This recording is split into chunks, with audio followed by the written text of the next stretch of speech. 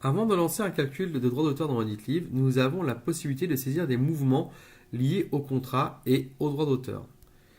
Vous avez la possibilité de rentrer des avaloirs ou avances, c'est-à-dire que vous allez pouvoir rentrer sur un contrat pour un bénéficiaire, un avaloir qui soit en brut, ça recalculera le net. Si vous le mettez en net, ça recalculera le brut. Et vous pourrez sortir directement le bordereau de versement en fonction des AGSA, des TVA, avec également le net à payer, le net imposable, etc. Comme dans l'exemple.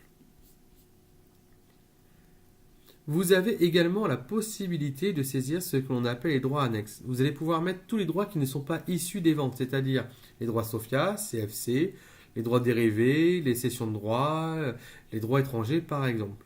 Et on en tiendra compte, bien évidemment, lors du calcul des droits d'auteur. Editly vous donne la possibilité de lancer le calcul droit d'auteur d'un seul coup pour tous les bénéficiaires. Donc dans cette fonction, en fait, Editly va tenir compte justement des avaloirs qui ont été saisis des droits annexes, mais également des droits calculés par les ventes. Donc là, nous avons la possibilité de calculer les droits sur une période. Donc là, on va faire sur 2014 par exemple.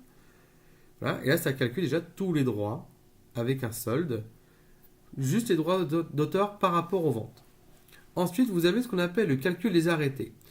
Vous avez la possibilité de mettre un seuil minimum d'arrêt pour compte, c'est-à-dire que si je mets 20 euros, tous les droits qui sont inférieurs à cette somme ne seront pas seront calculés, mais on ne les versera pas. C'est-à-dire qu'en fait, ce sera reporté l'année suivante.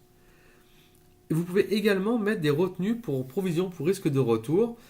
Et c'est lié, et bien évidemment, à la date de parution du livre. Par exemple, je vais dire que je retiens 20%, comme dans notre exemple, pour tous les livres qui sont parus entre le 1er janvier 2014 et le 31/12/2014. À partir de là, je vais lancer mon calcul des arrêtés.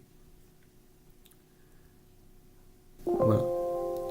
Donc là, nous avons un petit message qui vous dit qu'il y a un droit concerné par la date de parution, c'est-à-dire que nous voyons que clair-obscur, on a retenu 20% parce que sa date de parution, par rapport au livre, doit être dans la tranche du 1er janvier 2014 au 31/12/2014. Une fois qu'on est d'accord avec nos calculs, on enregistre les droits et les arrêtés. Alors, vous avez la possibilité, bien évidemment, tout au long du processus, d'abandonner et de relancer les calculs. Si vous êtes trompé ou bien si vous avez oublié de rentrer quelques droits annexes, vous avez toujours la possibilité d'annuler le calcul et de le refaire. Ensuite, on va pouvoir également relancer, par exemple, pour un bénéficiaire, si on ne veut pas, par exemple, que la retenue soit de 20%, mais soit de 10%, parce que contractuellement, vous l'avez rédigé comme ça, vous pouvez relancer le calcul juste pour un auteur sans avoir changé tous les auteurs d'un coup. Donc là, si je vais par exemple sur, on va prendre Cohen-Paul en Lausanne, je vais pouvoir sortir son compte d'auteur. Voilà. Où on voit le nombre de ventes, le pourcentage qu'on a mis dans sa règle de calcul et le montant brut de ses droits. Et on voit son compte d'auteur avec ce qu'on doit lui payer. Bien évidemment, vous pouvez lancer toutes ces procédures directement en rafale.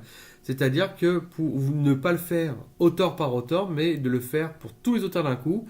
Et bien évidemment, lancer également les bordereaux de versement directement en rafale également.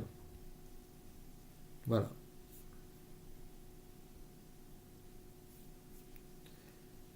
Et là, j'ai le bordereau qui vient de sortir.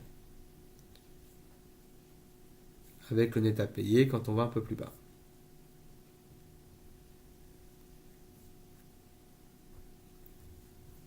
Alors pareil, vous avez la possibilité, en cliquant sur PDF Photo, de tout générer en rafale les droits d'auteur, c'est-à-dire les comptes d'auteur, et également les bordereaux de versement. Mais vous avez également la possibilité de faire un courrier d'accompagnement, et également de le sortir en rafale. Pareil, vous avez la possibilité, si vous désirez, et si votre banque le permet, d'éditer également en rafale les lettres chèques.